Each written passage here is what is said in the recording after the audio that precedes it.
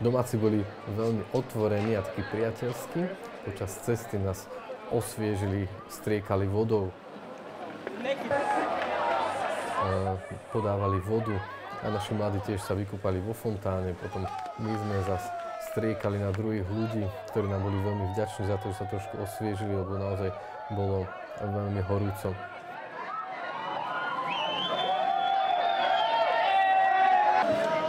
Ja som sa ale máš. Za nimi zaplačenie jedno dievčatko. Za nimi zaplačenie jedno dievčatko. Mateo! Dievčatko, ručky zalámuje. Škoda ťa preškoda na tej vode bude. Škoda ťa preškoda na tej vode bude. Aký meu budíček.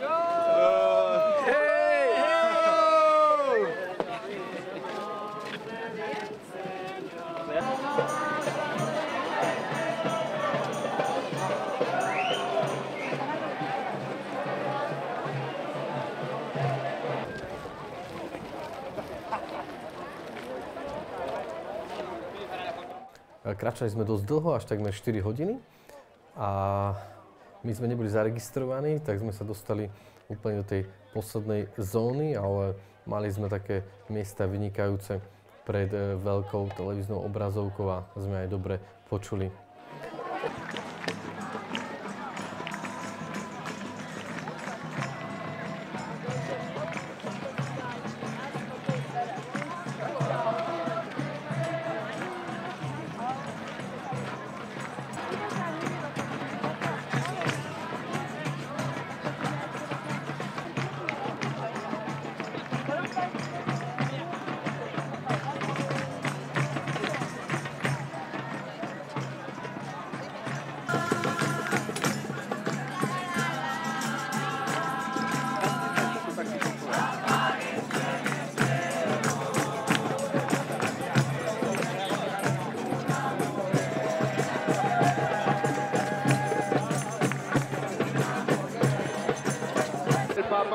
Pueda acceder hasta este escenario de Cuatro Vientos.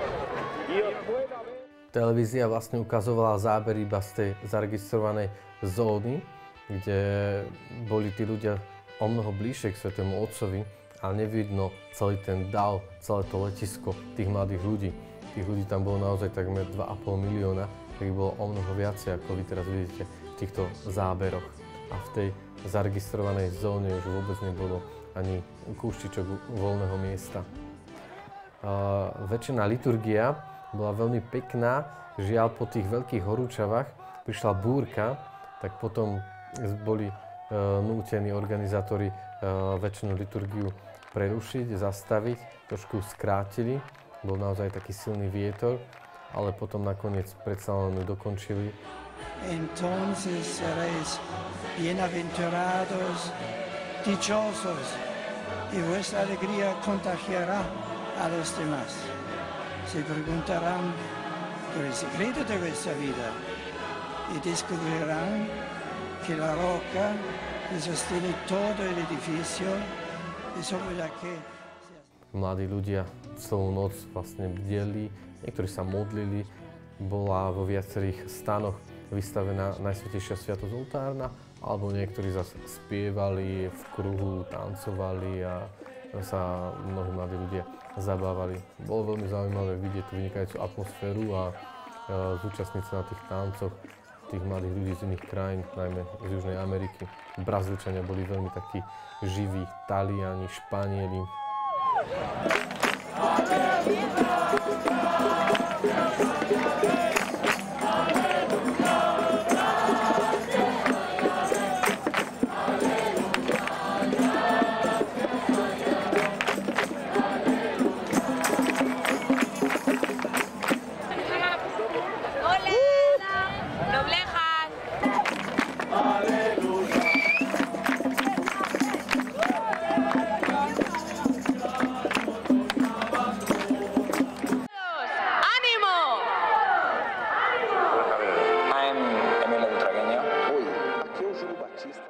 Na druhý deň vyvrcholením vlastne celého stretnutia bola samotná svätá omša so Svätým Otcom. Svätá omša bola naozaj veľmi pekne zorganizovaná a Svätý Otec počas homilie vyzval mladých ľudí, aby boli takými apoštolmi, evangelizátormi všade tam, kde sa vlastne vrátia, kde prežívajú každodenne svoj život, či už na školách alebo doma.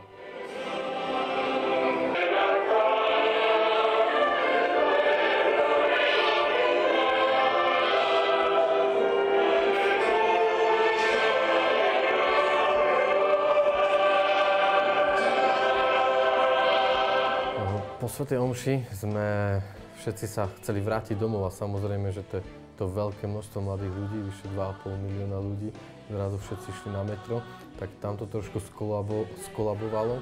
Organizačne to Španieli až tak nezvládli, ale nakoniec sa nám predsa len podarilo dostať k našim autobusom, ktoré sme mali odparkované pri kostole, kde vlastne prebiehala katechéza. Hlavnou myšlienkou celého stretnutia mládeže bolo, aby sme boli zakorenení v Kristovi a upevnení vo viere a tak, aby sme boli takými evangelizátormi Ježiša Krista všade vo svete. A všetky vlastne prednášky, všetky sedenia, diskusie aj záverečná svätá omša práve sa niesla v tomto duchu a pozývali mladých ľudí, aby naozaj zakorenili svoj život v Ježišovi Kristovi, aby sa potom nebáli a nehanbili svedčiť aj o Ježišovi Kristovi doma. Prvá myšlienka a náš cieľ, kvôli ktorému sme tam išli. Samozrejme, že ale cesta späť, ktorá nás čakala, ešte bola dlhá, tak cestou sme sa chceli zastaviť na viacerých miestach a tá prvá zastávka bolo krásne španielské mesto Barcelona, kde sme si pozreli centrum samotného mesta, potom sme si pozreli prístav v tomto meste a veľmi nás zaujala aj slávna bazilika Sagrada Familia. Dokonca sme si ju pozreli aj znútra, ešte stále nedokončená, ešte stále sa na nej pracuje. Naozaj je to také moderné, avantgardné umenie a bazilika je veľmi pekná aj znútra, ale aj zvonku.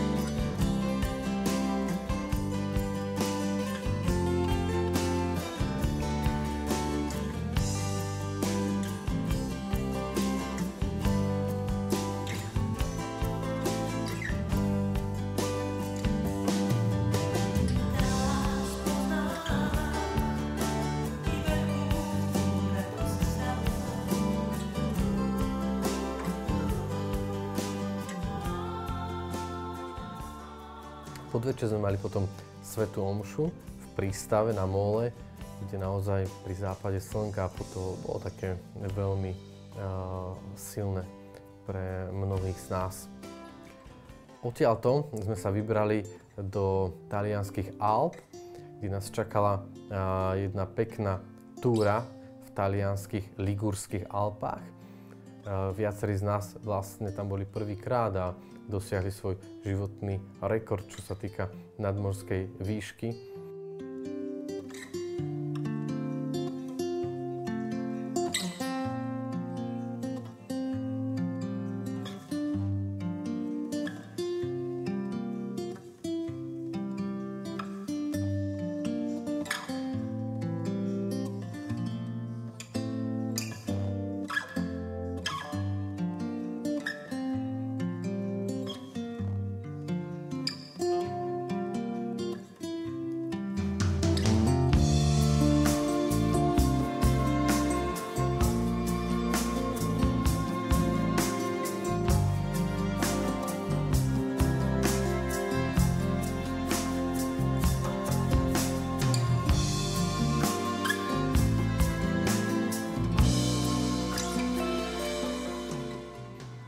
Bolo veľmi teplo, príroda bola nádherná.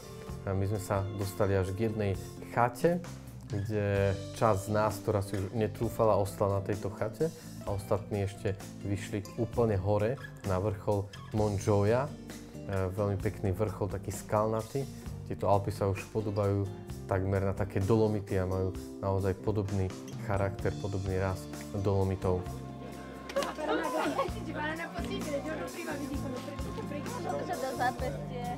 Aveva poco ruky. Nie, lebo to sú už sme zbili kapy.